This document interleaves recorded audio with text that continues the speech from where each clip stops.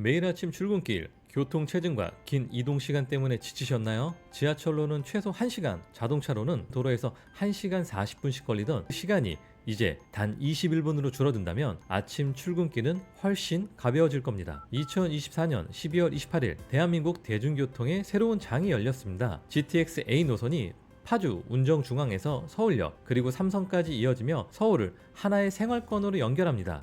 혹시 영국의 크로스레일 프로젝트를 들어보셨나요? 런던을 가로지르는 이 초대형 철도망 엘리자베스 라인은 도시 중심과 외곽을 연결해 출퇴근 시간을 획기적으로 단축시켰습니다. 그 결과 런던의 주거와 상업지역이 새롭게 재편되었고 부동산 가치는 물론 지역 경제까지 크게 활성화되었습니다. GTX-A도 마찬가지입니다. 운정중앙, 킨텍스, 대곡, 서울역을 잇는 이 노선은 대표적인 베드타운인 파주와 일산을 수도권 핵심 지역으로 한 단계 업그레이드 시킬 것입니다. GTX-A 이 노선 하나가 여러분의 삶에 어떤 변화를 가져올지 궁금하지 않으신가요? 지금부터 저와 함께 살펴보시죠.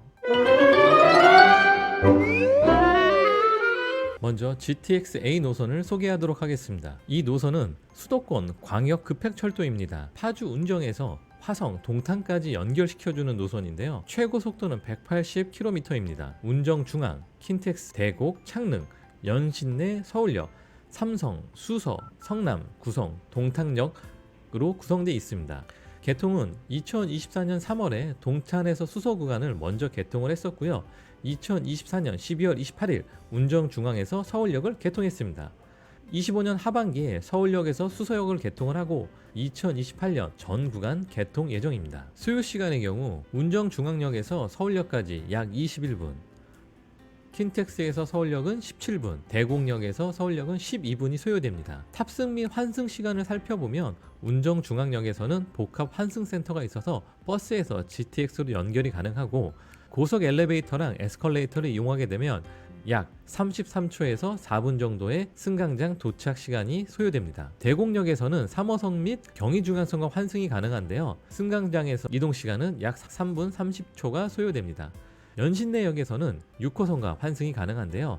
환승 시간은 약 3분 30초 정도가 소요됩니다. 서울역에서는 지하 1층에서 대합실로 GTX 승강장으로 이동이 가능하고요. 1호선과 4호선 환승은 3분에서 5분 정도가 소요됩니다. GTX-A의 요금 체계를 설명드리겠습니다. 기본 요금은 3,200원으로 책정이 되어 있습니다. 5km당 250원이 추가되는 건데요. 운전중앙역에서 서울역까지는 4,450원입니다. 요금이 너무 비싼 거 아니야 생각 드실 수도 있지만 K패스를 통해 연계 할인 20%에서 30%의 할인을 적용을 받게 되면 3,560원에 이용 가능합니다.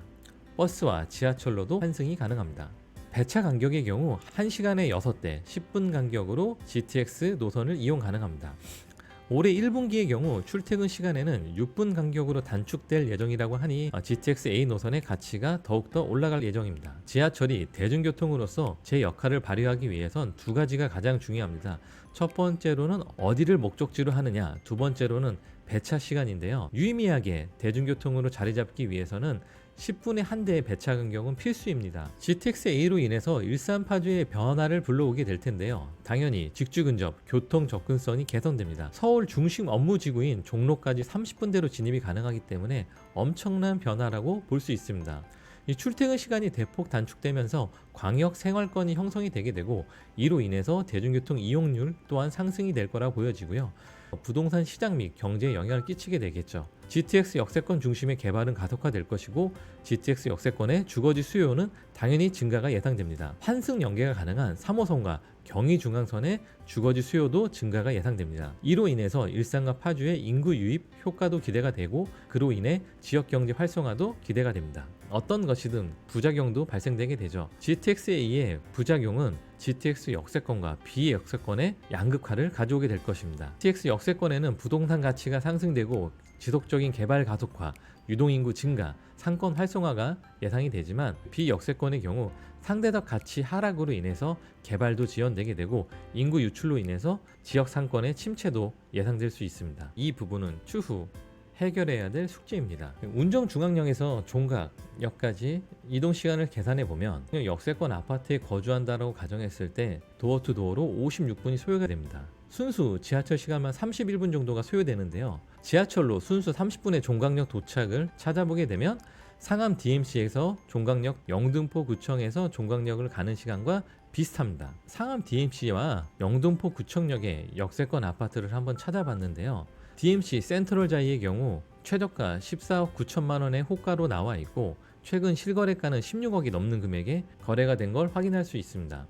영등포구청 역세권 아파트인 동부 센트레빌 아파트의 경우 신축 아파트는 아니지만 34평 아파트가 12억 5천만 원의 최저가 매물이 나와 있습니다. 단순하게 지하철 소요 시간으로 집값이 똑같아야 된다라고 주장할 수는 없겠지만 일산과 파주의 GTX 역세권 아파트는 굉장히 좋은 대안이 될 수 있다라는 걸 확인해 볼 수 있는데요. 실거주를 찾는 분들에게 대안 주거지로서 적극 추천할 만한 곳이다. 똑같이 지하철로 30분이 소요된다라고 해서 동일한 가치를 지닌다라고 말씀드릴 수는 없습니다. 그렇지만 우리 인간이 가장 해결해야 되는 문제는 언제나 생존, 먹고 사는 문제이죠. 그렇기 때문에 직주 근접, 출퇴근 시간은 굉장히 중요합니다. 다른 생활 인프라도 마찬가지로 고려를 해야겠지만 꼭 서울이 아니더라도 GTX 역세권은 좋은 주거 대안지로 볼 수 있습니다. 특히 실거주를 찾는 분들에게 적극 추천할 만한 곳인데요. 킨텍스 역세권의 신축 아파트라든지 운정중앙 역세권의 신축 아파트, 3호선 마두역이나 백석, 화정역의 역세권 아파트나 일산역이나 풍산역, 백마역의 역세권 신축 아파트나 구축 아파트는 실거주를 찾는 분들에게 좋은 선택지가 될 수 있습니다. 가장 좋은 것은 GTX 역세권의 신축 아파트면서 학군까지 받쳐주는 곳이겠지만 언제나 그렇듯 내 상황과 조건에 맞는 선택이 가장 중요합니다. GTX A 노선은 수도권 대중교통 중 가장 선호되는 노선으로 정착되고 일산과 파주의 변화를 주도할 것으로 예상됩니다. 부동산 시장에서도 GTX 역세권은 꾸준한 개발로 가치 상승이 될 것이고 비역세권의 격차는 더욱더 벌어질 것으로 보여집니다. 가장 눈여겨봐야 되는 부분이 상권 빨대 효과입니다. 운전중앙역 복합 개발과 삼성역이 개통이 됐을 때 쇼핑과 공연, 외식을 즐기기 위해서 서울을 방문하시는 분이 증가할 겁니다. 이로 인해 기존 일산과 파주의 소비 상권이 침체가 될 수 있는데요. 상가의 명암이 많이 갈릴 거기 때문에 상가 소유자분들 입장에서는 어느 정도 대안이 필요할 것입니다. 무주택자분들은 장기적 관점에서 GTX 역세권을 고려한 주거 선택이 필수라고 생각됩니다. 1주택자의 경우 GTX 역세권 갈아타기 또한 중요하다고 볼 수 있습니다. 오늘 GTX A가 가져올 변화와 가능성에 대해 함께 살펴보았습니다. 영국의 크로스레일처럼 단순한 교통수단을 넘어 일산과 파주, 서울을 하나로 연결하여 새로운 생활권과 기회를 만들어낼 것입니다. GTX A가 열어갈 새로운 시대를 함께 기대하며 오늘 영상을 마치도록 하겠습니다. 오늘 내용이 도움이 되셨다면 구독과 좋아요 잊지 말고 꼭 부탁드리겠습니다. 그럼 저 꿀삼촌은 다음 영상으로 찾아뵙도록 하겠습니다. 지금까지 시청해주셔서 감사합니다.